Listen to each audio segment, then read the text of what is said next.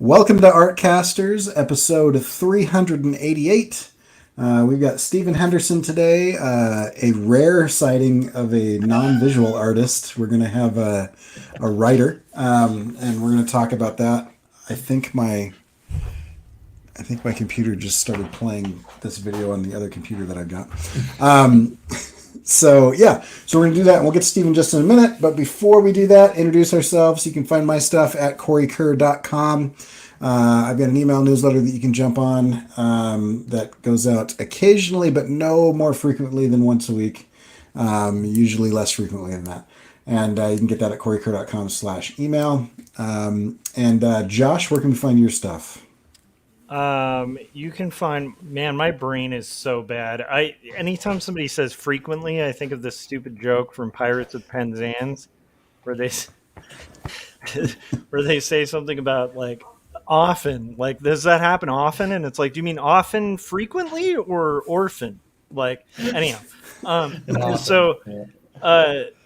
You can find my stuff at joshuakemble.com and on the YouTubes at Joshua Kemble, and buy my books, Two Stories in Jacob's Apartment. And if you want to see the current graphic novel I'm working on, Not Death But Love, the strange supernatural story of Elizabeth Barrett Browning, you can check that out on my YouTube. So that's all my stuff. Yeah. Awesome. And Scott, where can we find your stuff?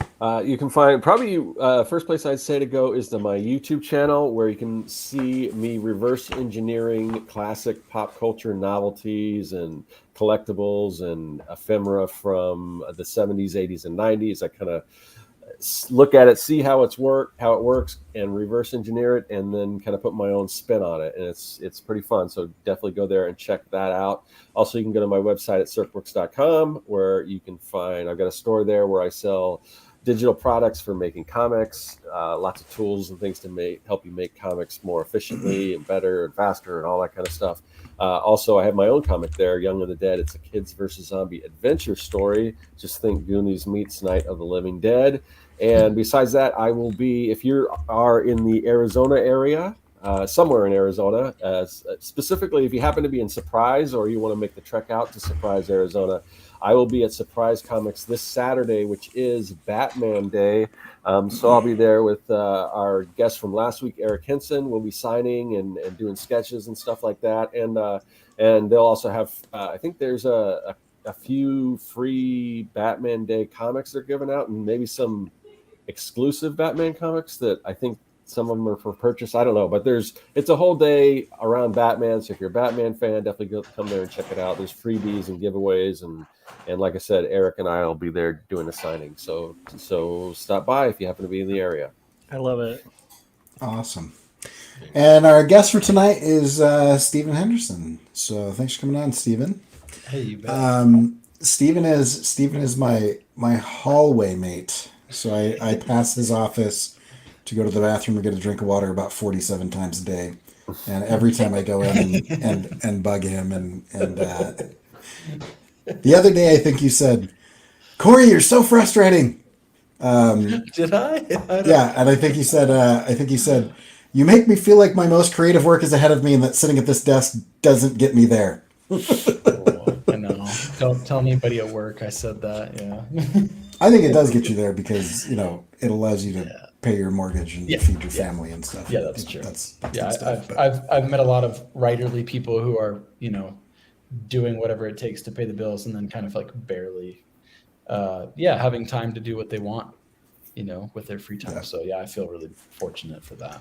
Oh yeah. No, I think, doing that type of thing. And at various times, all three of us have done the day job thing with the passion on the side. So, but, okay. So a little history for those that are, not familiar with you. I think the best way that you described this is that we met up at a random hotel, across the street from LAX years ago. Yes. Which sounds way shadier than it is. Yes. We broke bread. We broke bread. The bread was broken. And that bread was looking at us funny, so it had it coming, I believe threw it at some ducks. Some Thai noodles were shared amongst the trio. And I distinctly remember meeting like a young lady and her mother or her grandmother who had literally moved to LA to kind of like make it. And I don't remember if that was with the three of you or just with Corey, but that was an interesting experience. Yeah. Well, Like we were created at for us, you know. It was this- yeah, we were at a YouTube conference. I remember it was a video conference, and like halfway through the first day, you looked at me and said, "I've just realized that this is a YouTube crowd and not a Vimeo crowd." And I was like, "That's an adept observation for what we're listening to right now." As we were sitting there listening to a PhD thesis about how to fake authenticity on YouTube. Yeah, and how to monetize your children's labor. Yeah, effectively. And remember, Johnny, it's all part of the family business. And so Johnny knows he wakes up in the morning and he does 5 toy reviews, and by noon, if he hasn't performed such reviews, then he will not have lunch. You know, this whole thing. It was terrible. Oh yeah, that was amazing. That was a weird. That made me feel really good as a parent. I was like, at least I'm not exploiting my children for my occupation. That's anyway. That makes one of us. No, but that was actually what you guys don't know is that Corey actually has like 5 side hustle review sites where children just unbox endless parades of toys.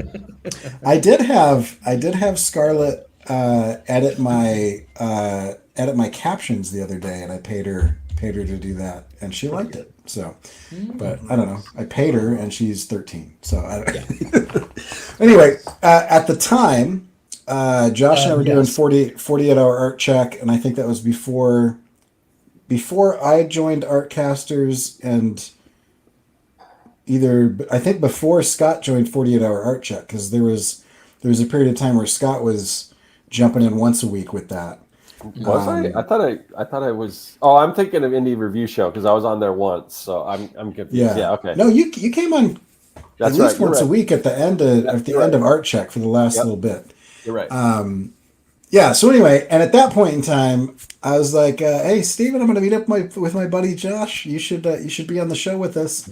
And I think it was just us berating you to like do something creative for 90 minutes.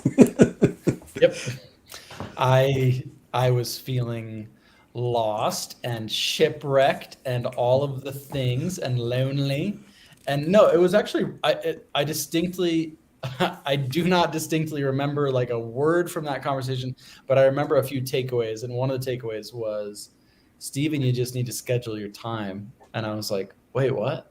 You know, I think so many of us grow up with that idea that anything creative comes upon us in a flash of light and sound and fury, and the muse descends randomly and just like, wow. And I just wrote Rocky in a night, but like I've since learned that it does not happen that way at all. And you really have to create the time. So part of that was like, hey, you should talk to your wife, Steven. And I was like, about what? And you guys were like, get her to give you some of your evening time back. And I was like, but Survivor. No. So yeah, it's actually interesting. I think once Sarah and I talked about like the meaning behind me taking time almost every night to write, she was like, oh, I'm great with that. Like she recognized quickly how important it was to me. And then it became more of a thing that she just expected. Right. So I owe you guys both a kick in the pants. So what I love about that conversation is Sarah's like one of the nicest people on the planet. And so I was like, I think you're worried about the wrong thing. Like, you have an incredibly supportive wife who'd be totally down with this. I just think you hadn't thought. Fault. Yeah, I think you just hadn't had thought to have that conversation. But yeah. As simple as that. So in the time since, I have a manuscript now. It's not like, all the way, but it's way longer than I thought it would be, and it's kind of cool, and I'm really excited about it.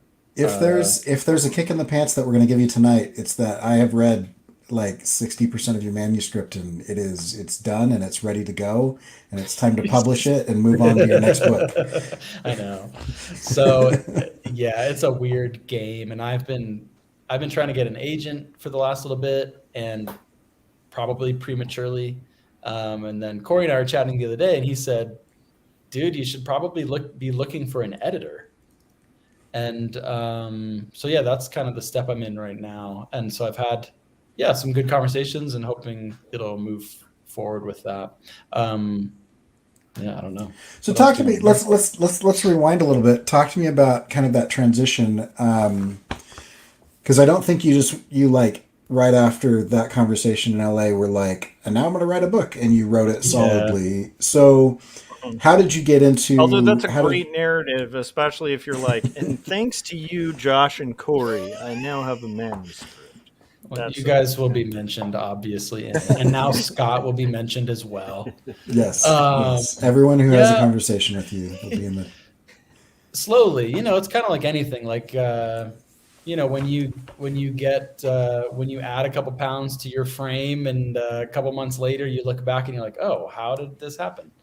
I think in like a positive way, I just kept building and building the habit, and I think part of it is that there's a big difference. The writing world is kind of a strange cat, and I had just written so formally and professionally. I'm a trained journalist, and I had been doing the journalist thing, and then teaching's just very dry and so I think my nighttime writing is my chance to kind of open up and let other parts of me emerge. That sounded weird. Sorry. Yeah. So as slowly building the habit. As a bit of a background, you once told me that you have professionally written for every type of journalism that is out there, from like magazines to digital to print to newspapers to you'd like which to be honest gets a little bit old pretty fast. So it's really interesting how it's all happened. You guys understand, like, finding your favorite, artists, your favorite illustrators, and quickly, not that you're assimilating them and their style, but you are carefully. But I read this really cool thing the other day about copying. I forget the term. You guys will help. But if I looked at a painting and then I just didn't look at it and try to remember and tried to recreate it myself. Yeah. Mm-hmm. And I've done that without realizing it. I started doing that with some writers that I really enjoy. And just some of these little techniques that you pick up along the way have just been so much fun. And then it's a really good blend because I'm bringing them to the classroom because I teach full time, I teach writing and teach reporting. And then I feel more energized, and it's like a nice, I don't know, symbiosis between work life and play life. But, yeah. So I've started teaching a class on creativity. I think I'm a year into teaching that class now, or will be by the end of the semester. So selfishly, let me ask you a question about that. How are you?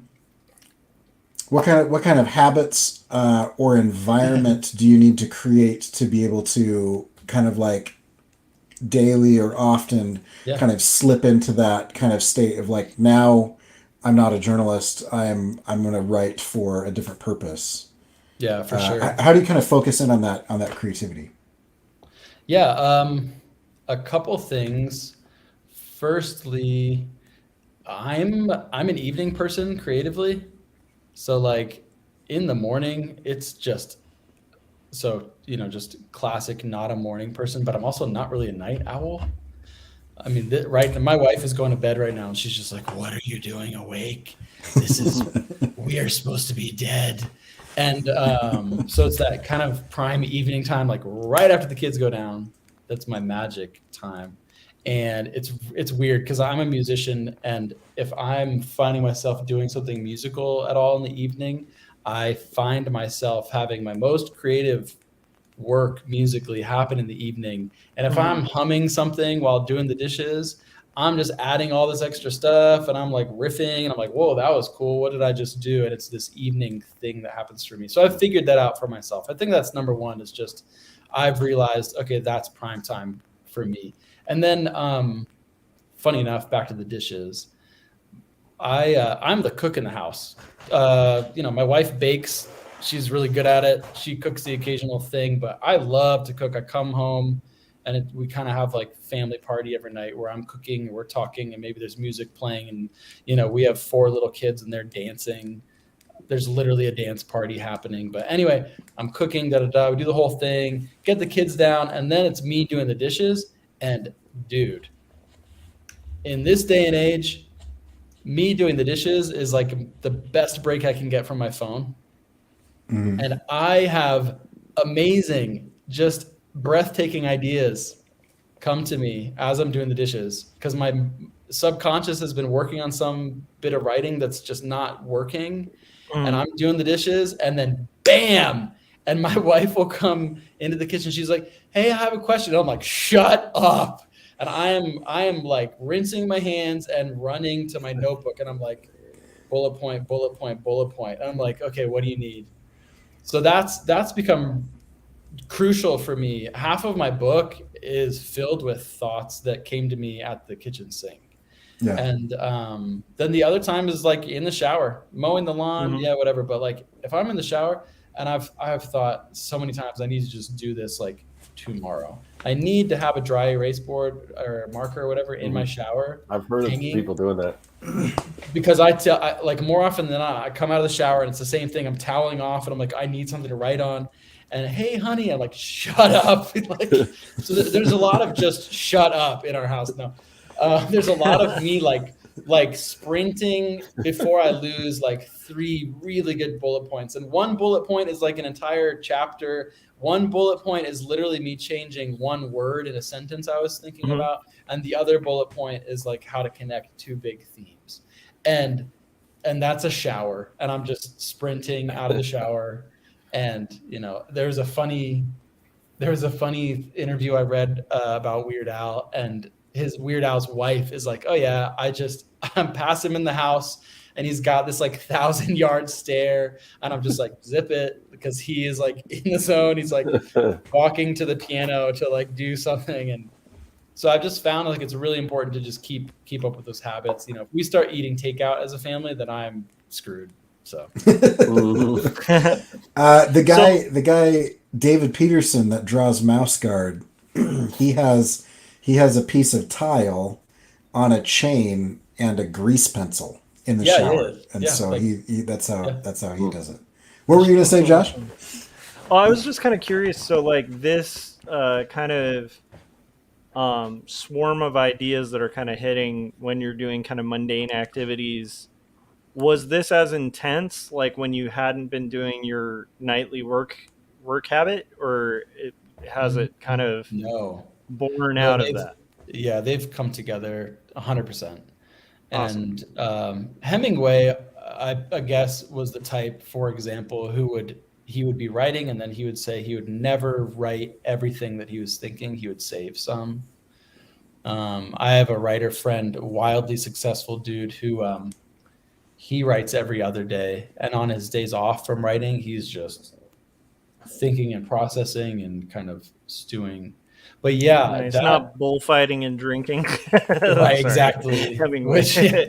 So like, yeah, this me at the sink doing the dishes. Yeah, it's the creativity and it's the problem solving happening because I have a problem to solve. Like, right. You guys know illustration is a problem to solve. What are you conveying to the viewer, and what are they trying to get out of this? It's the exact same thing in writing, just in a different way. And so me trying to, okay, how do I figure this out?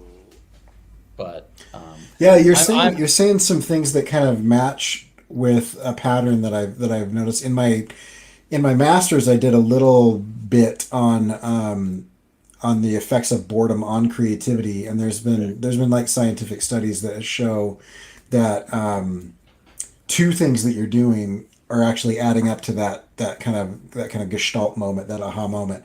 One is that you've introduced a problem and then stepped away from it, and so your subconscious will work on things that you introduce. And so if at any point in time you can have time to let that kind of percolate, that's really good. The other thing is you are creating immediately following a period of mundane rote boredom activity, and that your brain actually hates the state of boredom so much that it goes into like a hyperdrive. And so they've measured people's brain waves while you're being entertained.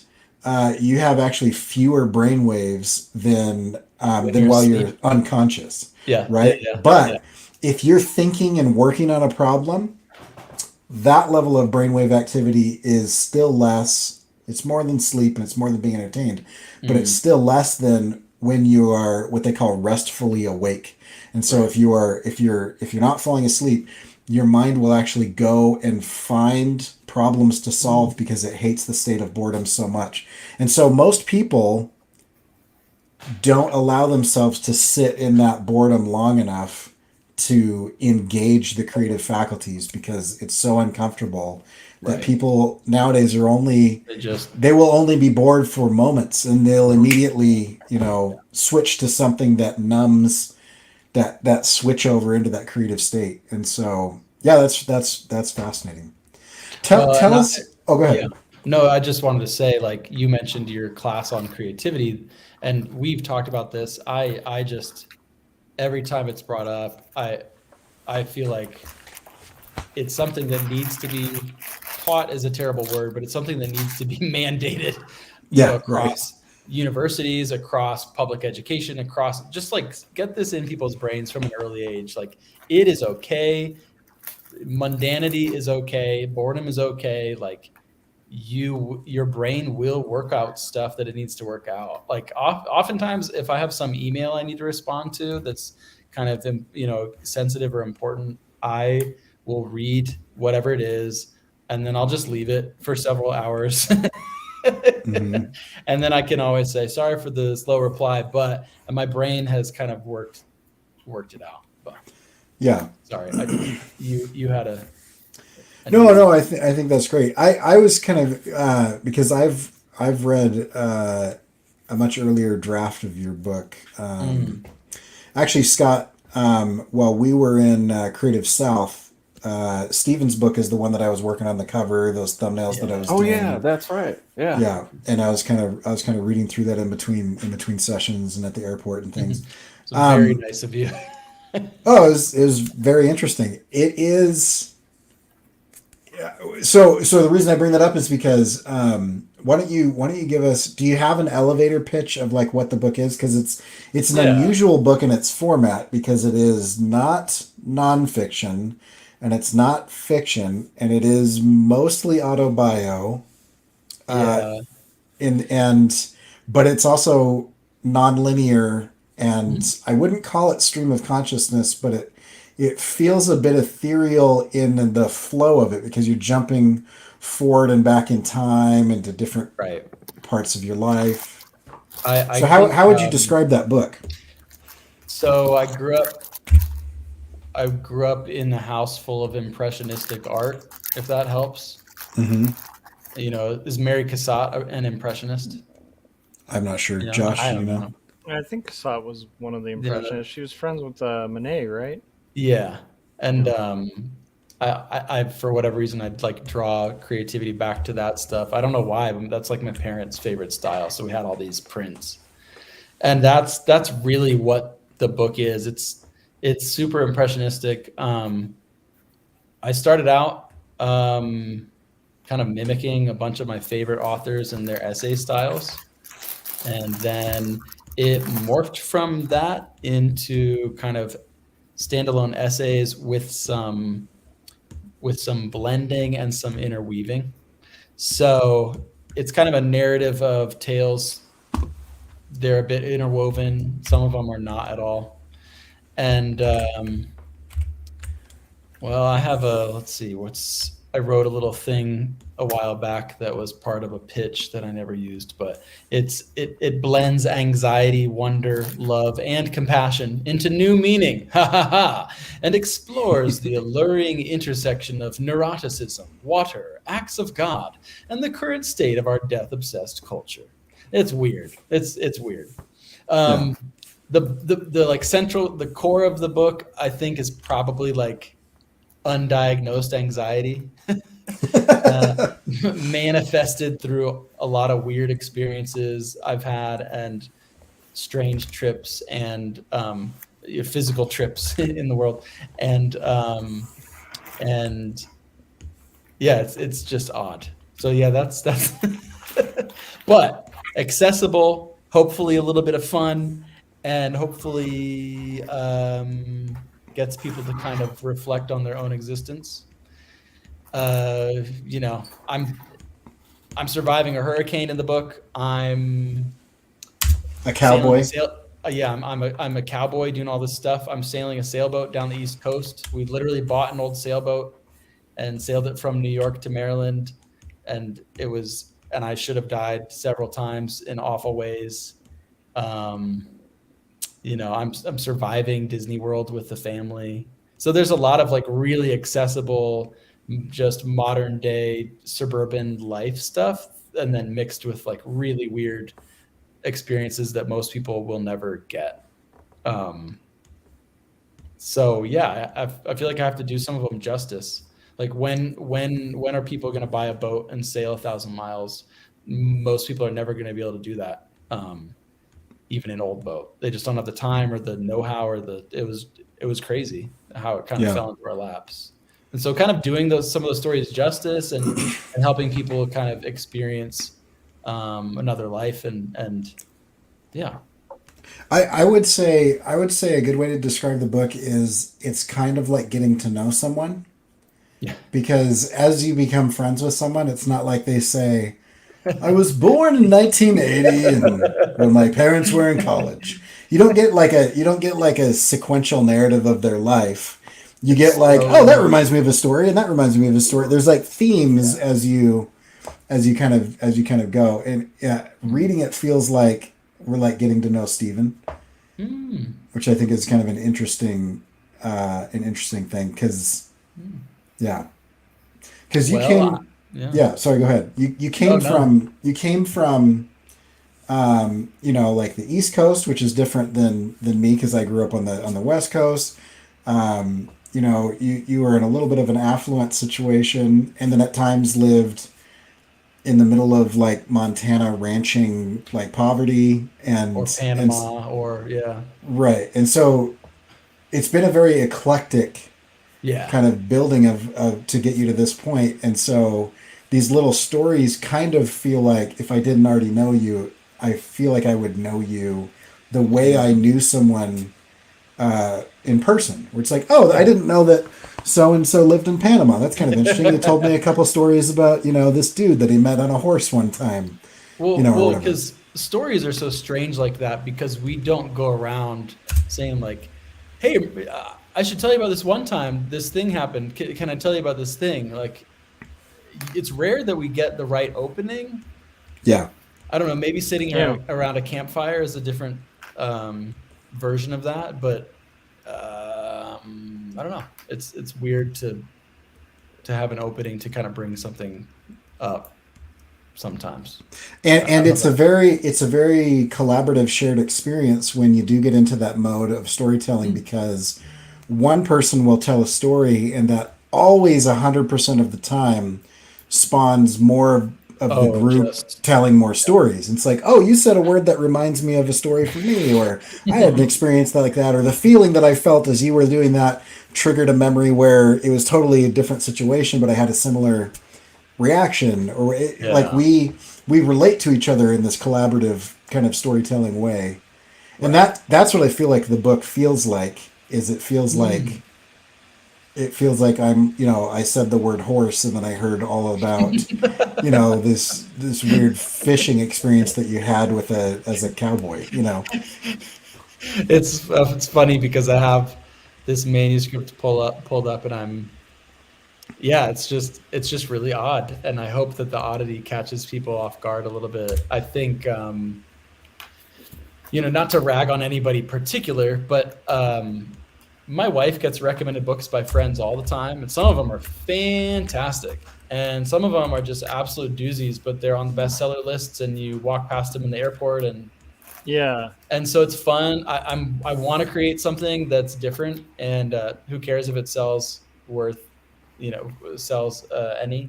but just to have it out there so that if people want to enjoy it, they can, and that's the point. So I don't know. Yeah, it's like it's an interesting genre to write in, because I've done an autobiographical book too, and it's like it's interesting when you're selling an autobiography to like a publisher, and it's like, well, okay, so are you like a famous like basketball player? You're like, no. Okay, well, so like platform, are you like like did you survive like a giant war? It's like, no, I'm kind of, no, it's just like a more mundane thing. Oh, okay, well, you know, it's a hard pitch, but but then like when I, you know, like when I'm hearing what you're describing, it kind of reminds me of like Dave Eggers' early work or something like that, like the flow of it. And I'm like, that's some of my favorite kind of writing. I have no idea how he got it out there originally, but it's like, it's my favorite style of writing, because you know, there's heart to that. And I think if it's done well, you know, it can be really a really deeper kind of read, you know, which is kind of a cool thing. So, yeah. No, yeah, that was that reminds me of, I was listening to a bit with David Sedaris, and he was talking about getting picked up by this publisher or by an agent or whoever it was initially, but he had been going around doing all these readings for people at parties, and at one of the parties it happened to be, you know, so and so, hey, do you have like anything we could publish? And he's like, yeah, I've got a whole book. And now, you know, he's Mr. It for that genre. And it's funny because I love his writing so much, so much, too. But I it's a little bit too cut and dry for me. Like his rhythm and the lack of kind of through line. I want to kind of take that a step further and connect things even just tangentially. Nice. I don't know. Give more of a flow to it. That's interesting. Yeah, it's cool. I don't know if it'll work. I don't know. I don't really care if people like it or not, because hopefully I will like it. Corey? Is that the appropriate thing for me to say at that point? No, I think that's great. I think you know, if you are doing more superficial stuff, then I think trying to please a specific audience is a very good marketing tactic. Yeah. But if you're trying to express a deep work, I think doing what you want to do and what you feel driven to is the way to go. I mean, yeah.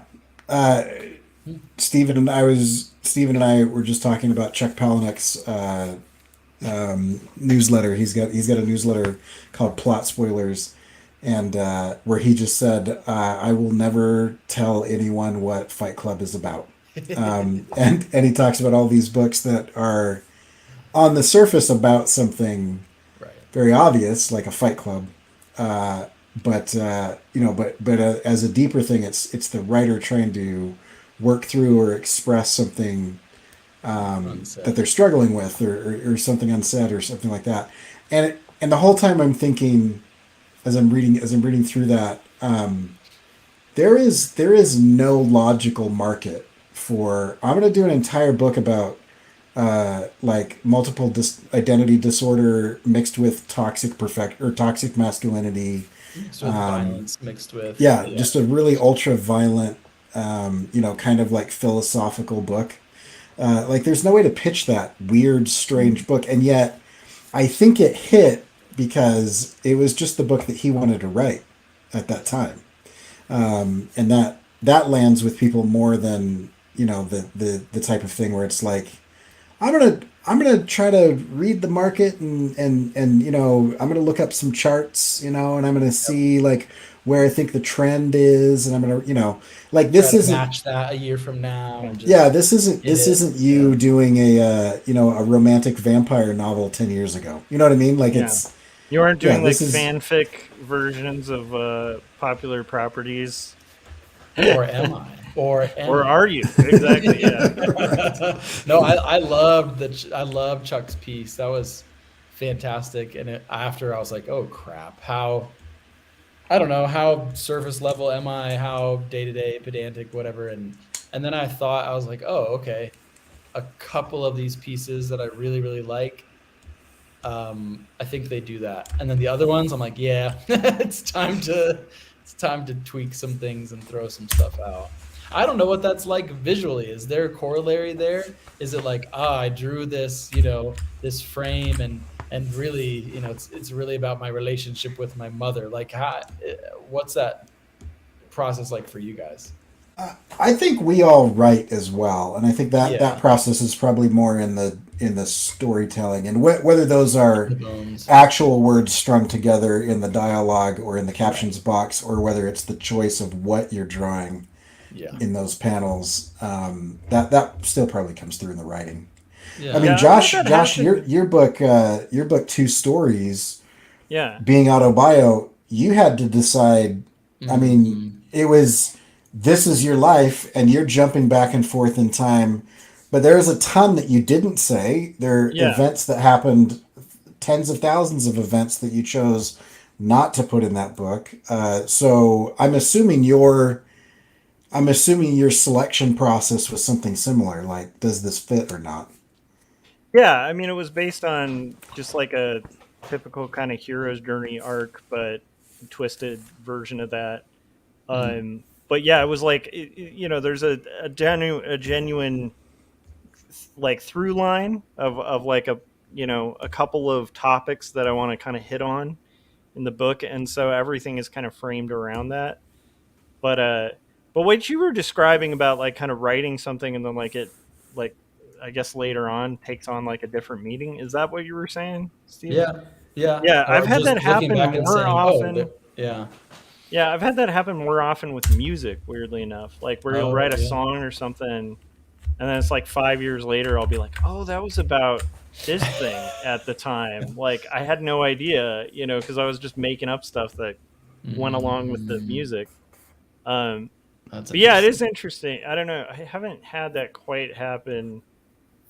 I have had that happen when writing, like where third draft, you start kind of tying some threads that you didn't really realize had a more kind of profound like implication as you kind of tie them together, where it's like a sloppy idea at first, and then as you do a couple of rounds of revision, you're like, oh man, that was like a really key part to the story, Right. But yeah, I don't know. Yeah. Have you had that happen, Scott, with like your comics, like where like a year later you're like, wow, that takes on a different meaning? Not really. It's kind of like what you said about it's a lot of it. I mean, I've worked on a number of different projects, and not necessarily the comics. I mean, they go in different places that maybe I didn't set out to go, but as far as like a super deep meaning, maybe just because the type of material that I write, it's heavily inspired by the Goonies and stuff like that. So it's not like super deep, I mean, it's kind of surface level, but it's not too degrading to say about it. But but there are there's other things that that I'll be working on that, or just I guess just in doing like ideation and things like that, certain things will pop up and maybe at the time I didn't realize the significance of it or whatever, and then I come back and like, oh, okay, yeah, there's more to this than that. So yeah, oh, that's fascinating. Well, I just realized you guys are all drawing, as we speak. So yeah, it's not as easy to write while you're talking. Well, I just figured, easy enough. I might as well just bring old Royal in here and just. Now, please tell me you wrote your book on that. I've been meaning to just. Sorry, give me a second. There's that classic Monty Python bit with there's that classic Monty Python bit with the writers Olympics or whatever, where it's like a stadium full of writers or like writers in the center and like a whole audience watching, and it's like an announcer being like, and they've written the first word and it's it. And the next word is was. There's a roar through the crowd, and it's just like narrating the most boring process ever. Yeah, that's accurate. That is accurate, because man, when you guys are doing all this stuff, and I'm just like, how in the world does it happen? How How? Well, So I have a you know what's question. I've got to Oh, yeah, go ahead. hold that thought, Josh. I don't want you to lose your thought, but I'm kind of curious with this. You don't consider yourself a visual artist, but you did take up painting Oh, yeah. during this process. Has the painting informed or coupled with or helped or detracted from the writing itself? Like, is that because Yeah, definitely. for me as somebody like just being somebody that bumps into you at work, that kind of came out of the blue where you're like, I paint now. You know what I mean? Well, it's funny. So kind of back to the book idea, like we don't know anything about each other, anybody, Right. even close friends, right? Like, nobody knows that my grandfather painted on the side and was a still life photographer and a landscape photographer. He was a jazz musician. I wouldn't just tell people that, but it's so funny how it just kind of comes out later and Mhm. manifests. Like, my sister is a really talented painter and her abstract stuff is really wild and crazy. The stuff she did during COVID but that hadn't happened for her for like 15 years. And for whatever reason, it came about.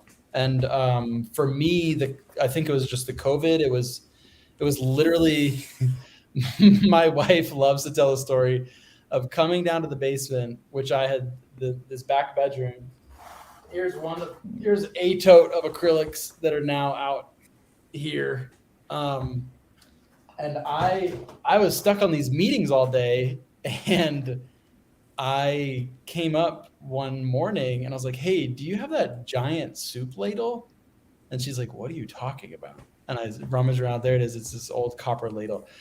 And she comes down 10 minutes later and she finds, I kid you not, I'm just evil. You guys have done this stuff all the time, right? But, the honest writers in the room would never dare.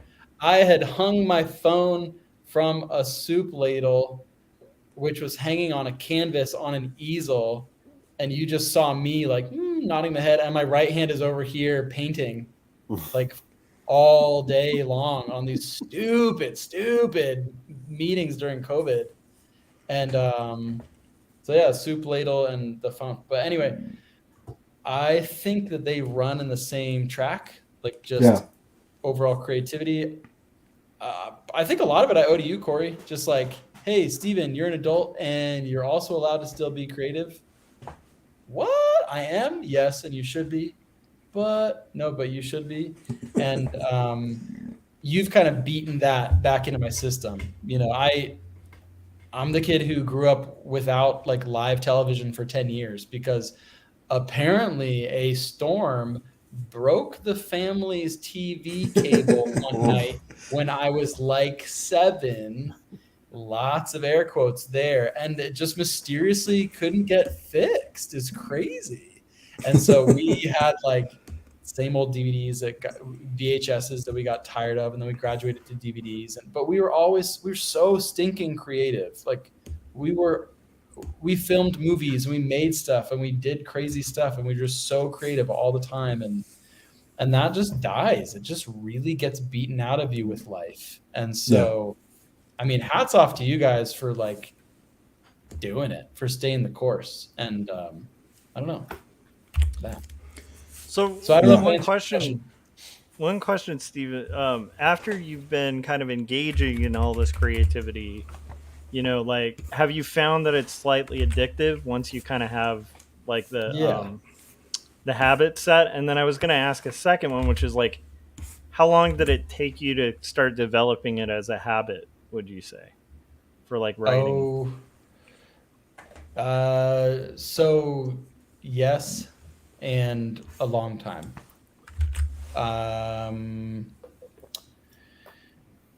I don't mean like how long in your life, but I mean more like from like your first attempt to kind of start making time for it to, I guess this book would be a good example. I think as far as the creative channels just opening up pretty stinking fast. As soon as I decided, okay, I'm going to open up this tin can and kind of see what's in here, the can starts like bulging. And all of a sudden I'm like, whoa, okay, crap. I need to capture all these ideas. And then, and obviously some of them are garbage and that's fine. But within all that garbage, I started sifting through what stood out as quality. So yeah, pretty fast. For me, that's the addicting part is, just like that wow, that mental rush of solving the problem, whether it's literature or otherwise. When it comes together, that's just golden. I listened to an interview with Charlie Puth today, the pop star guy, and they were in his studio. He's making music and he's explaining all of his gear, and the interviewer, this is on NPR, the interviewer asked him, do you like performing as much as you like making this stuff? And he was like, I think I like performing 10% more than I like being in here. And he said, being in here and being in the creative process is where I actually prefer to be. He'd much prefer to be in his studio at home, making stuff and making weird noises and doing his thing than being out there performing, being a famous person. And that has hit home because, you guys know how sacred that time is, your creative time. And if people interrupt that, there's a reason you get annoyed. Yeah, and it's to me, the curiosity about that too is, so like the initial problem when you want to write, or like work on a manuscript or something like that, especially if it's not with a paycheck attached, right? Like if it's like a journalistic gig or something and you've got to go to this event or write a puff piece about this thing or write whatever it is, it's like you have your assignment, you're like, okay, let's do this. What is the bare minimum effort to get this thing done so that it's competent and works? Yeah. Yeah. And there's money motivation there, but like with these bigger projects that are kind of like more creative, especially something like Autobio or something where it's like, there's not necessarily a big paycheck at the end. Like, in fact, at the end, you might be fortunate just to have like any publisher go, and so with that, like the incentives to make something great, the thing that I find weird about it is I think the first struggle is getting that window of time to kind of make stuff and make that habit. The next struggle is, I think, kind of shutting it off. Like that's the other, like, so I'm kind of curious about that. Like, since you've developed the habit, do you find yourself more and more like having those times where you really get lost in your writing and then you have to like, crap, I got to go do this thing now. And it's frustrating. Very much so. Yeah. I have been like almost late to meetings because I'm like, oh crap, run away from the keyboard. Yeah. It's like, I mean, the addiction word is appropriate. I think, it's fun to just kind of get lost in your mind and see what you can kind of pull out. The getting into the creative space and kind of, I think I'm kind of a compartmentalizing fellow. And if I have just the stupid little orange notebook that I carry around and I can bullet point or say like, remember this idea in this thing, then later on when I'm in the zone and I've kind of warmed up, then I can get, okay, this is what I was thinking earlier. Here it is. And it can kind of come out. Yeah. Because otherwise I'm Mr. Sidetracked, like nobody's business. If it were up to me, I would get nothing done all day and I would just be kind of like wandering from here to there. So, no, I totally understand that. Yeah, it's interesting. I don't know why I'm thinking about this, but I want to say it was Matthew McConaughey's book, Green Lights, that I read a while back. I can never keep track of where I heard the stories, but I think it was him talking about his mother or his grandmother. She had, one of these ladies, I swear it's McConaughey's grandmother, anyway, had written like a 10-page autobiography before she died, way back in the day. And he said that like 6 pages of her autobiography were devoted to this one time that she made the costumes for a play. And he just said it, you're right, it just slapped him across the face. Like creativity is basically everything. And the level that she cared about, she had raised all these kids, she'd had this whole life, she's about to die. And and she says like, I'm devoting 60% of this writing to this one time that I did something creative that was meaningful to me. That's pretty cool. So I hope I'm investing the right stuff in my like life bank account, so I can look back and be like, hey, I'm proud of that. I made that, right? Yeah. I don't know. Yeah, and I think the thing is, and I think we talked about this when we were first talking, and you kind of had the desire to write a book, and then you were kind of like, but there were all sorts of things, and I think we talked about like the financial incentive and stuff like that. We have this whole long discussion about it, but I remember one of the points that we made about it, which is like, kind of like, if you have this thing you feel like you're kind of put here to do, right? And you're not doing it, it's just going to kind of eat at you that you're not doing it. And whereas doing it, has the downside of the risk of like the reality of doing it, because the fantasy of it can be like, the fantasy can Beautiful. be like, like I'm going to write a novel and it's going to be the great American novel, and everyone's going to like, it's going to be the next Catcher in the Rye. I'm going to be the next JD Salinger. I'll just like go live in a shed and everybody will talk about me being a genius, and it's like, but then like you make the work and it's like, okay, well maybe it's, like when you look at your own work, it's like, you kind of have to face the reality of where you're at. You're like, okay, it's okay, but this may not be like the work of genius I thought it would be. And then you revise and make it better and better. But like, it's like living with it. But the fantasy is always a bad comfort, right? Because it's nothing, it's just smoke. Whereas the reality, even if it's like I wrote a good book, but it's not, like whatever you wrote is better than the kind of the idea wispy of substance of just the kind of like, I will write a thing and it'll be the great thing. So it's really cool to see the fact that you have like this energy and passion, and you're working on it, and that you are pretty far along in the manuscript. That's huge.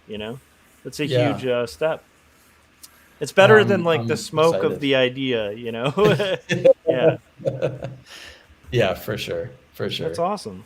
It's you guys know it's a long process to bring something all the way. And now I'm kind of curious. So once you, when you started this thing, it sounds like it's a group of stories. Did you have like an overall outline at first, or was it kind of a matter of just kind of? I knew. That's a good question. I knew that some things had to make it in this crazy sailboat journey. I really wanted to make it in, and funny enough, in the time since, that's some of the first stuff I wrote. It's terrible and it has some shaping to go through, but it's what kicked it all off. And so I'm grateful to all those stories for kind of starting it. And in the meantime, this other random stuff has kind of come out of the woodwork, stuff that I never expected to write. Things that I'd never imagined being important are now some of my favorite stuff in the book. Like there's this big murder trial here. The husband and wife, kill their kids. You guys have heard, Corey, you guys have probably talked about it. And so I went to the court this one day, and it's the live stream of the court. So they held the trial in Boise so that the jury was, pretty fresh and that sort of thing. But for the local audience, the family and the friends and stuff, they live streamed it to a courtroom here, which is kind of a funny thing. And so anyway, I go to this really weird court hearing, or the trial, and I'm watching them live. But it wasn't even the story of what was going on live. It was the story of all these weird, like, fans of the trial. They're in this live stream courtroom, just like eating their Cheetos and drinking their soda and like knitting. Like it was literally a room full of ladies like knitting stuff and just like fascinated by this court case. And that's one of my favorites. I could read you a chunk. Let's see.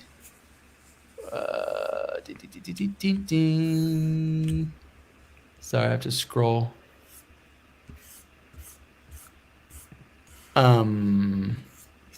Yeah. So we're in this live stream, and I haven't looked at this in a very long time. They're talking back and forth. It's all this crazy stuff. There's a reference to the deceased wife, who, according to several, was supposedly murdered by asphyxiation. It probably occurred while this blonde woman in the courtroom looked on. Maybe she did it herself. It's the victim's birthday today. One of the women in this courtroom says, "There's treats downstairs." Right? And I'm just like, what the? And I've always felt a bit strange eating in the presence of death, funerals, wakes, murder trials. But I'm remembering this fact about treats for the next time the judge vacates the bench, which is now. Downstairs in an empty room, there's a table spread with a red and white gingham cloth, glazed donuts with candles poked into each one, a stack of red plastic plates, donut holes, a container of green naked juice, a woven basket filled with clementines and apples and bananas, turned on its side to give the impression of a cornucopia, and a gallon of 2% milk from Walmart. I did not eat breakfast, and I've already forgotten about conspiracies and cult followings and murders and the fact that this is all in celebration of one of the 3 deceased, and now I'm reaching for the donut. And just these weird, and then all these crazy quotes. The jury, is it equal, ladies and men? There's 10 men, 8 ladies. The cameras did not show the pitcher, nor the point guard, nor the goalie. We saw the murdered mother when she had been exhumed. Another woman describes the girl, the teenage victim, her remains. It was like a big blob. I'm a nurse. Part of the skull was easy to see. There was a part of the jaw.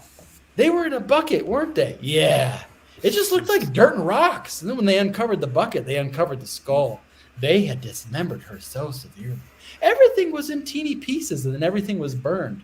The wife had been buried for a month. Was she deteriorating? She looked very good. She was kind of deflated.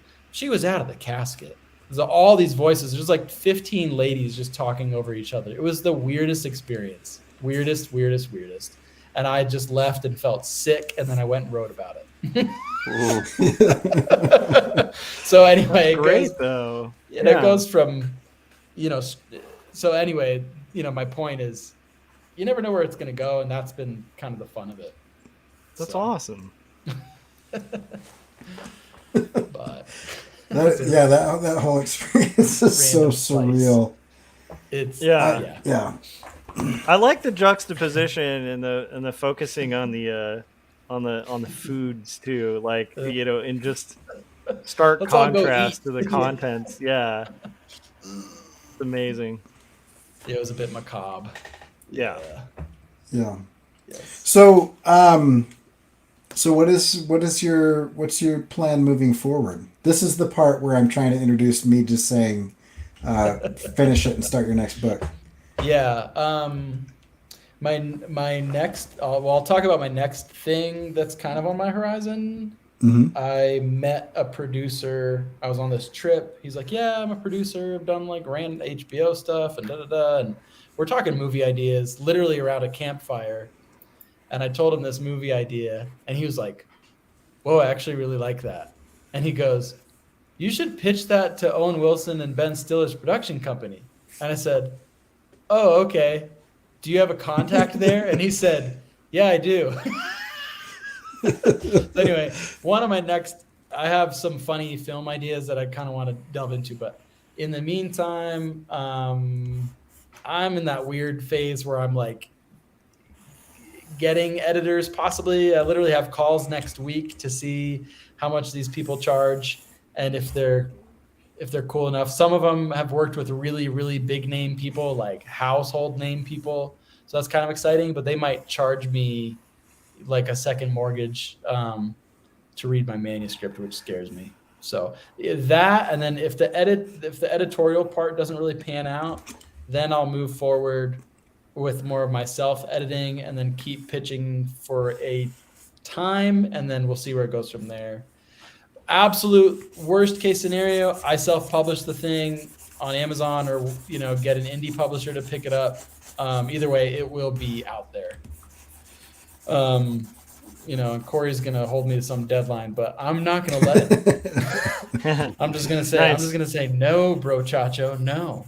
Well, I the thing I'm trying to avoid is 10 years from now you're still noodling on this manuscript and you don't have 5 more books done. Well, and that's hard. Stephen, though, I have to say, like, I think going the long route of like pitching to literary agents is a really good way to go, because like I got a literary agent, and prior to that it was like it was like pulling teeth trying to get deals, and then after that pretty much everything I've worked on's gotten a thing. So it's like it's get a literary agent. It's the secret hatch, the side hatch to the door. So get the agent and then let the doors open from there. Well, it's funny. I don't know if I told you this, Corey. I asked an author friend if he had a list of editors from his editor. So sorry, this is a little bit like third hand now. I asked my author friend, I said, hey, you have an editor. Does she have a list of editors that she trusts? And within like an hour, he had sent me this list. All the contacts, all the bios. And I was like, wow. And I quickly read through and I went ping, ping, ping. And these 2 guys got back to me within a day. And I was just impressed that they got back to me. Mostly because I had name dropped the name of this, anyway. So it really is. It's a weird game. Really, really weird game. I have some other people I still need to get in touch with. One of whom is like really well connected in the book world. And I feel like such an idiot for not even thinking of them till 2 days ago. It's like, oh yeah, why don't I reach out to so-and-so? Anyway, it's weird how it all kind of comes together. Hopefully it all works how it should. Yeah, it will. Yeah. I think if you keep at it and keep writing and keep making that time too. Yeah. Yeah. Hope so. I hope it, it can, someone can see it on a shelf somewhere someday. That would be pretty rad. Yeah. I'd be excited. You guys know the time and detail and focus and attention that it takes to get something out there. I guess that's my big question to the 3 of you is like, I'm sure there's a moment where you get like fixated on someone's nose and drawing the perfect nose and the shading, and you could just get so lost in the details that you can't move on and kind of finish the thing. What are your secrets for avoiding that? Recognizing that I'm going to die. And that you have a deadline of some sort. There's I mean, like that sounds dramatic, but I think that's the key to it is like I'm not immortal. Yeah. And is like, is this nose on this drawing the legacy that I want to leave for my life, or should I just finish it so I can do more things? Zoom in, Josh. Zoom in on that nose. There you go. But I mean, I might be the wrong person to ask, because I tend to get to a point where I want to ship the product no matter what. Like I'm done. Just be done. And I want to move on and I want to do another thing. Right. And I'm terrible at self-promotion. Like I am off. I mean, this show is probably 90% of my self-promotion, and it's just me hanging out with my friends. Yeah. And then they make me say where my website is at the beginning. So, but we didn't do my thing at the bottom of my name, Corey. We didn't do that. I know. You gotta put your thing. But yeah, no, I don't know. Knowing that there is an infinite amount of creativity out there. There's an infinite amount of ideas. There is an infinite number of projects that I could do, but I have a finite amount of resources. Like I need to choose, not necessarily choose like, because I think this is too much pressure to put on yourself creatively. The best thing that you could be doing. I don't think that's the best choice. But I do think you need to say like, this is the right thing. Yeah. If I feel like I'm noodling, like if I feel like I'm, like every digital artist knows the maximum amount that you can zoom in is like 16,000%. And the reason that we know that is we've all caught ourselves working on a pixel that no one will ever see. And I'm zoomed in so much that it will never see the light of day. And you catch yourself doing that a few times, and then you recognize like, this isn't it. Like, you know, like this line, Yeah. I can live with this line. Like, I don't Yeah. need to, you know, Yeah, but yeah. like, sometimes you're like, you know, but if I don't fix that arm, or gonna if the bug color, me, if the yeah. color isn't right, I will think about this for the next 10 years. Like, I still have regrets from things that I drew 10 years ago where I'm like, I wish I would have fixed that thing or whatever. Oh my gosh. And then I remember that no one cares Yes. about my Yes. work at all. So that's helpful That's not too. Like, true. no, I mean it is a little bit, right? Like it's Yeah. useful. It's useful to They have a recognize. full life. Yeah. Yeah, it's useful to recognize that like my wife loves me whether I fix that nose or not. You know, that Right. like I get to keep my job. You know, my friends forget that I do stuff, and you know, very Yeah. few people, you know, read or watch or look at the things that I do. There's some kind of joy and freedom in the anonymity of you know, whatever the fleeting experience that people have is sometimes a little bit freeing. Yeah. Yeah, for sure. They'll bounce off to the feel like- next new Netflix show tomorrow. Yeah. I feel like there's also a thing, and you've probably experienced this, Stephen, with writing, where there's like a gut feeling where you kind of know you're overworking it or it's done. Yep. And Yep. it's like there's definitely parts like, you know, I don't know, at least the times I've written like manuscripts or whatever, it's like there's definitely a point where you feel like, oh, this is done, and then you look at it the next day and you're like, there's this part, it's just not working, you know, that kind of thing. Or, oh, that, like, if I read that out loud, that sounds really awkward. Yeah. But there's definitely a point where you're like, okay, this feels good enough to, like, give to, like, an editor or whatever. It feels good enough to, like, pass on and get feedback from somebody else. I think that's, like, an innate thing with art where you get that, I don't know, there is, like, a gut feeling of it being finished. Yeah. There's definitely a gut feeling that. when you're crapping it out, you know? I don't know if that Right. makes sense, but yeah. 100%.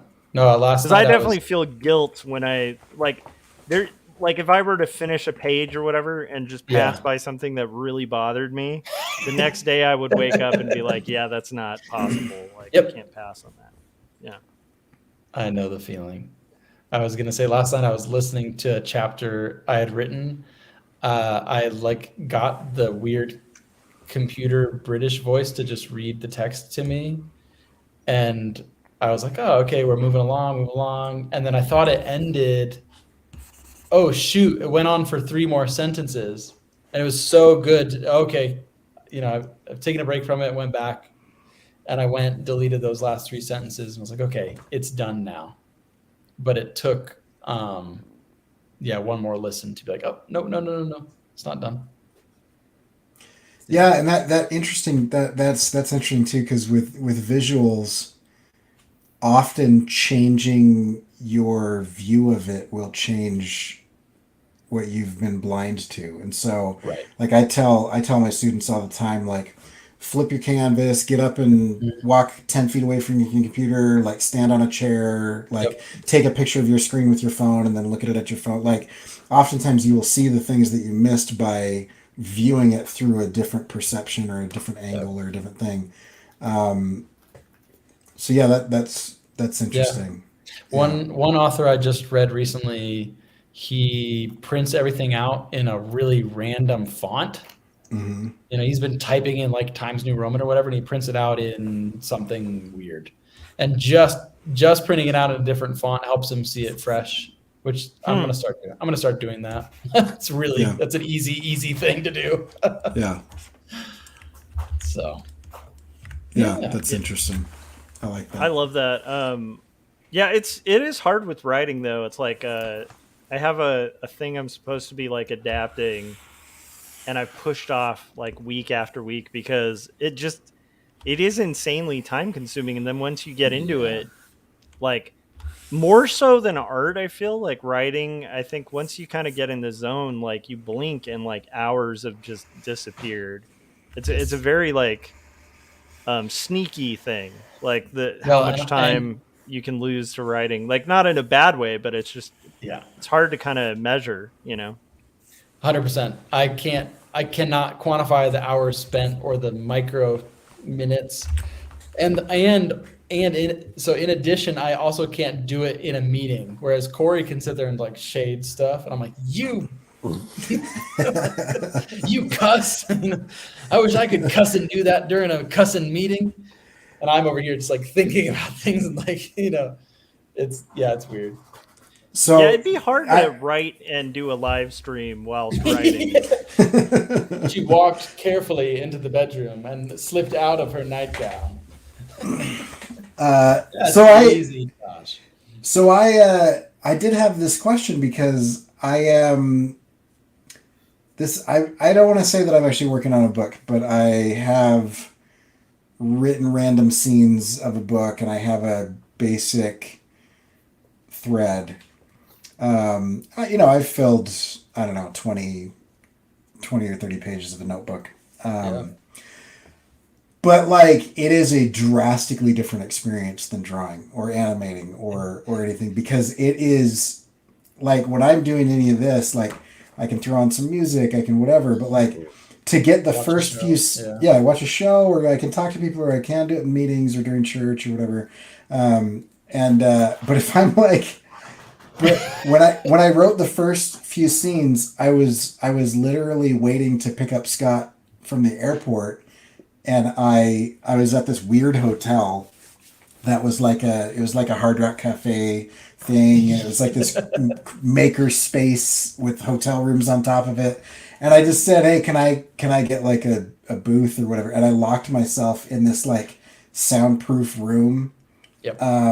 And I like wrote for like 2.5 hours until like my hand hurt and my back hurt, and like I realized that I had been like sitting in this beanbag weird for like way too long or whatever. But like I just thought I don't know if I could be a writer, because like I don't know if I have like the focus or the environment. Like I have this dream of like a bunker in my backyard where I take like one of those shipping containers and I bury it in my backyard and put like a hatch where I can just go and just like be completely disconnected from society. So and Steven, the next time you're at like you go to write based on like a trial and a jury trial, realize that it'll be mentioning this stream where Corey was talking about building his bunker in the backyard. Where I've got the bunker buried in my backyard full of bodies. Where are the children? I know, like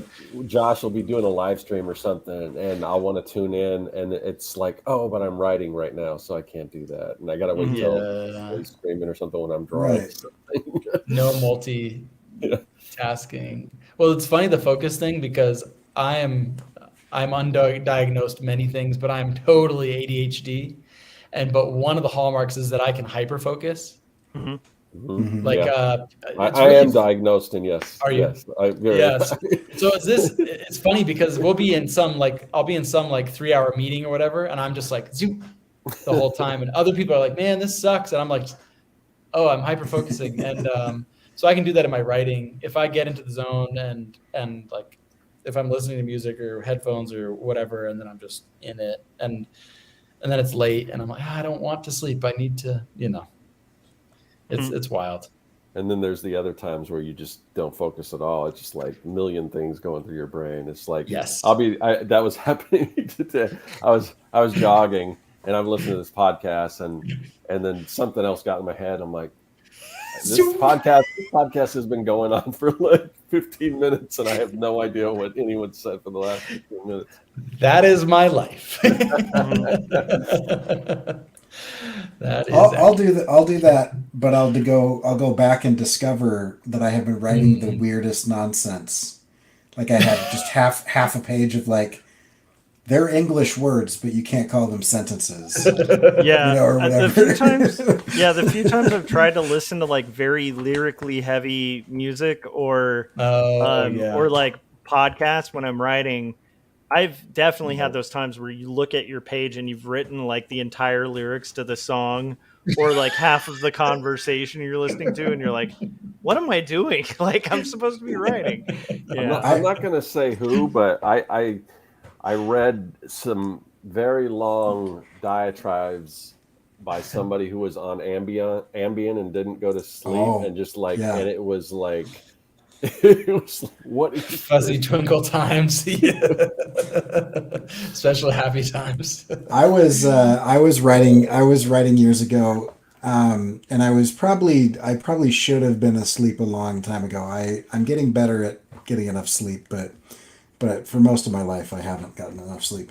And I remember writing the things that I probably should have been doing, but I was like in that kind of like not awake, not asleep state.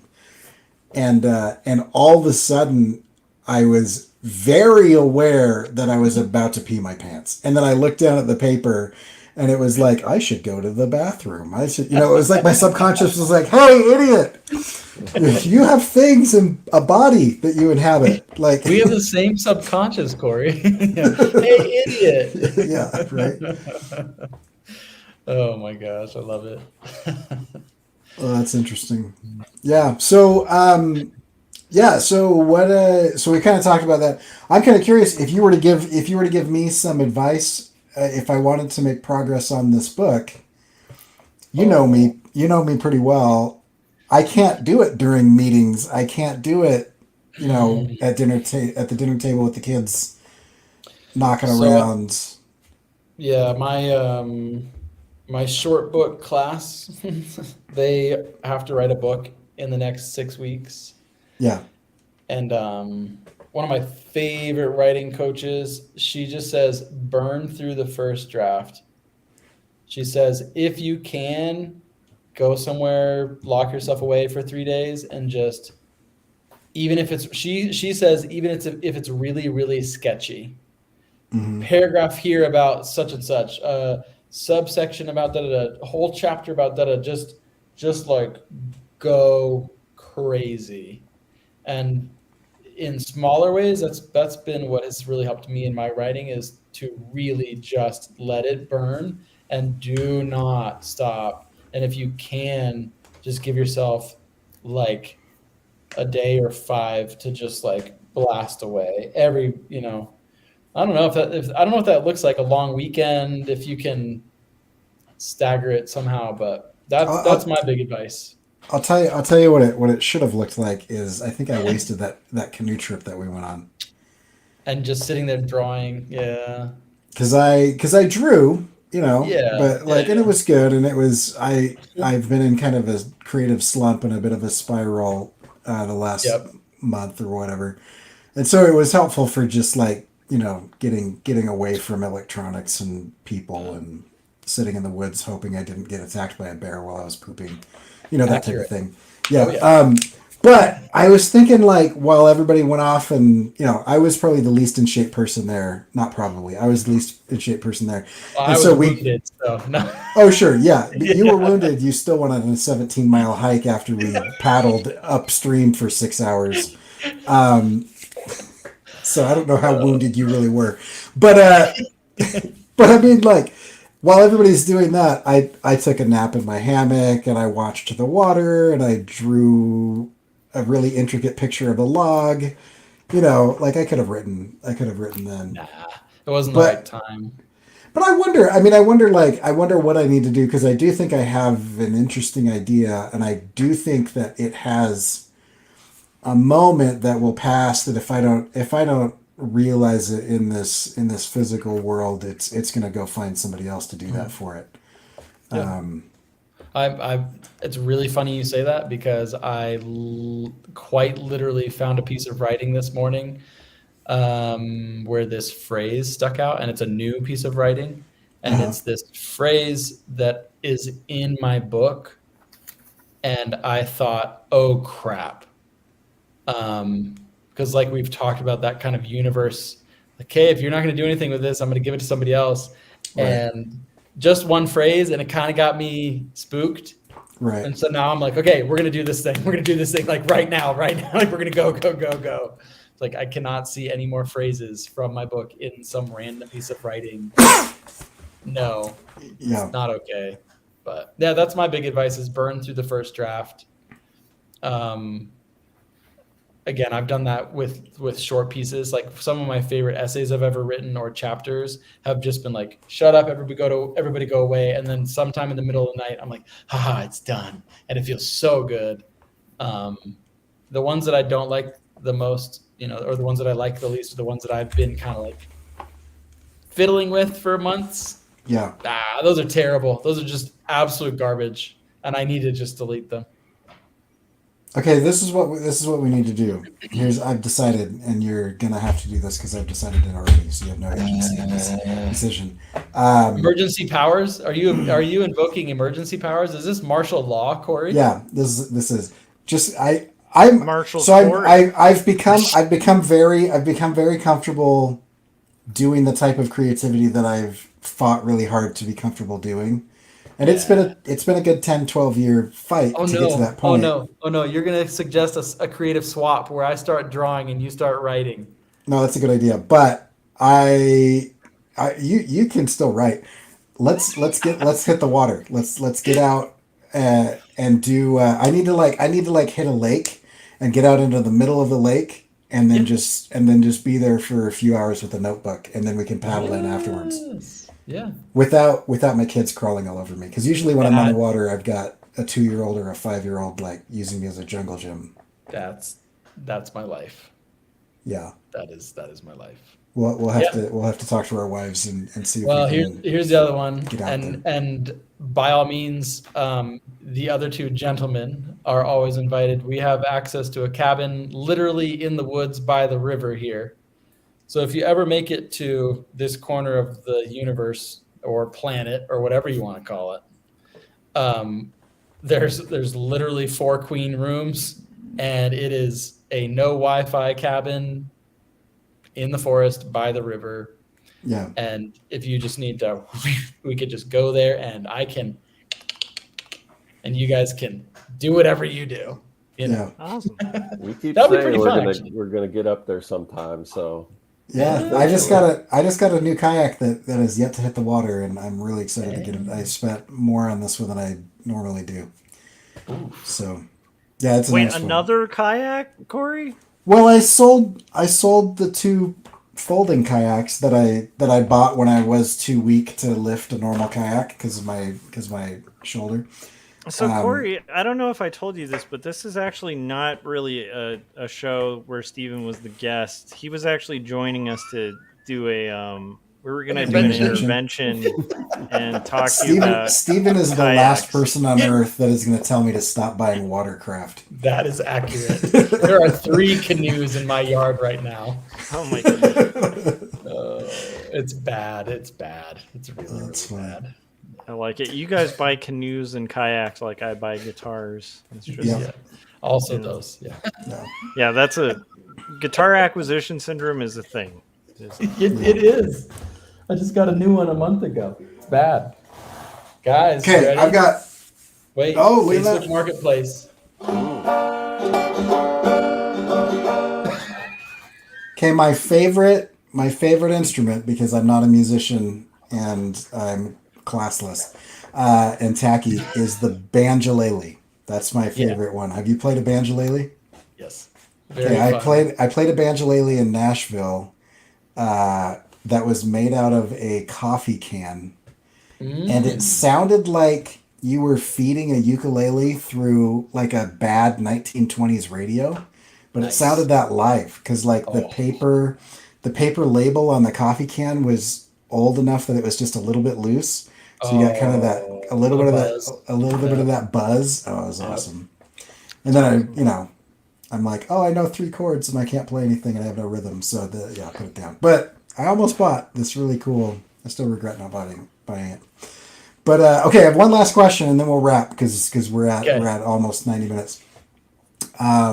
Wait, are you gonna rap first, Corey? Are you offering to drop a freestyle? Yeah, we'll freestyle a little bit, a little Harry Mack.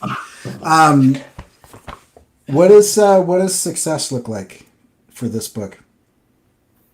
Oh, just a simple question, a yes or no. Wow. Just kidding. Have you thought about that? Have you defined that for yourself of what would be satisfying?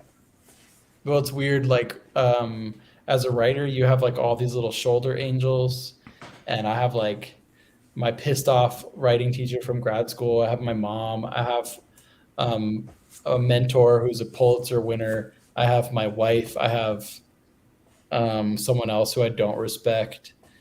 They're on my shoulder constantly, like yelling at me different things, and I'm trying to kind of appease all of them. And if those people can all read it and appreciate it, I will be like, done. I think that's success for me. It's not even just like, oh, this is for my grandma, and grandma, if you love it, then everybody's happy. This is like, if I have appeased all those people simultaneously, I have done something right. So that's easy. You've just got to satisfy your inner demons, and then you'll feel successful. I mean, really though, like it's wild. But no, at the end of the day, like we were talking about earlier, burning through a draft, just the satisfaction of being in the process is worth it to me. The time in the craft and writing and editing and looking at stuff, that to me is worth it all. So it will be published, and even if it never got published, all that time that I have spent on it, fantastic. Well, and you're in the trenches, which is, I think, the most important part, So yeah, and writing, you should be in the trenches, Yeah, and I'm finally not BSing myself. It's not like, yeah, I do this. Yeah, it's like, no, I actually do this, right? Yeah, and that's like, whew, it's a relief, right? Mm-hmm. It's fast. Yeah, that's cool. It's either that or we're all just crazy, and the people who don't endeavor into these things are sane. There's that as a possibility too. I just want to throw out there at the end. No, they're just boring. I'll go as far as saying that people that don't endeavor in these things are frauds. That's what I think. I like that. As a human being, if you're not creating something, I think you're not human. Well, Josh, to punk you really fast, this is not even an intervention for Corey. We've been practicing a 4-part harmony, and we hope you'll just join in. And a one, nice. Two, a 1, 2, and. I thought we were ending with a freestyle rap. That's what we wanted to set you up with. So you awkwardly start rapping during our barbershop quartet. So people that are interested in this book, is there a place that they could go to make sure that they know that you released it? It'll be on the top banner at Barnes and Noble. On the internet. I'm just kidding. No. Actually, the easiest would be here. I'll just write it on a sheet of paper. This is old school. This is the level of technology that Steven deals with on a daily basis. Look, a notebook. Look, a marker. I'm gonna apply marker to notebook. It's odd. Steven actually teaches 3rd grade, so that's. Hey kids. Svenhen is my Instagram handle, and I'm like never on there, but if once this sees the light of day, I will 100% shout out on there, so anybody could follow along. So awesome. Once we're there. Cool. And Josh, where can we find your stuff? You can find it at joshforkimball.com, or you can get Jacob's Apartment or 2 Stories at bookstores everywhere online. And Jacob's Apartment you can get at bookstores, physical bookstores, or request your local library, order it. Yeah. And you can find my stuff at CoreyKerr.com. I've been in a bit of an existential funk, so I need to go suit shopping. But I'm. I think you need to write some funk. Some existential funk.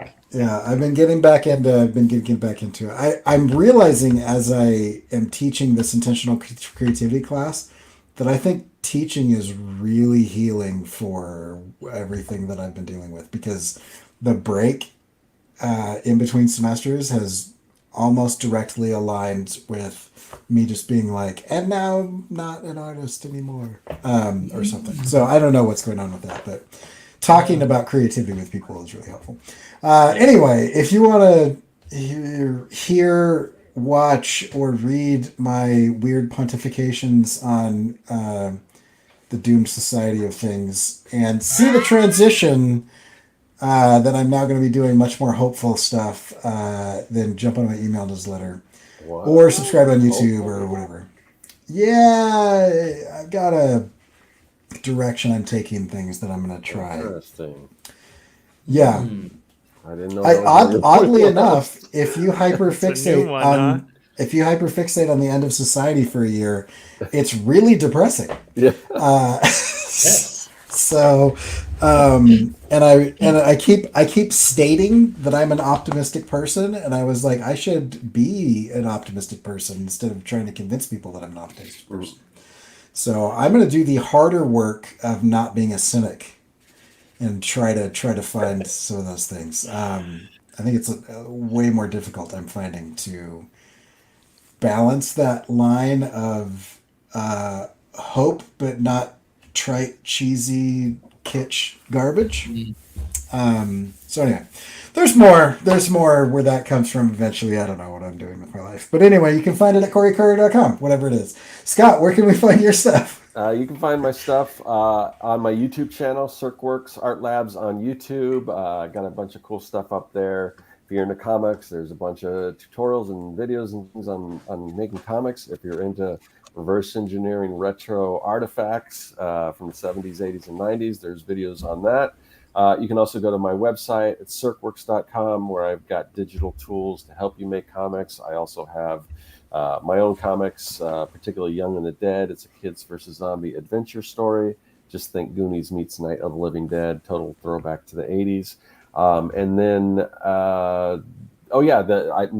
again, I will be, if you're in Arizona and you want to make the trek out to Surprise, or maybe you're already close to Surprise, I don't know. You can come to Surprise Comics, because this Saturday is Batman Day, and I will be there signing comics and doing sketches and all that kind of stuff. Plus, there's free comics and all that kind of stuff. So it should be fun for all. And then for anyone who wants to know about what we're doing here on the Artcasters, who wants to know when we're going to be on doing the show and everything, the easiest way to do that is there is a link below. And it is our mailing list. You can click on that, subscribe to the mailing list. We don't spam you or anything. All we do is about at least 30 minutes before we go live, we send out an invite and let everyone know who the guest is going to be and all that kind of stuff, because sometimes the show can fluctuate between whose channel it's on, or what time it's on, or what day it's on. So if you want to be in the know, the best way to do that is to subscribe to that mailing list. Awesome. Thanks for coming on, Steven, and everybody watching. Go write something. We'll see you guys next week. Good night. Thanks, Corey. Thanks, guys.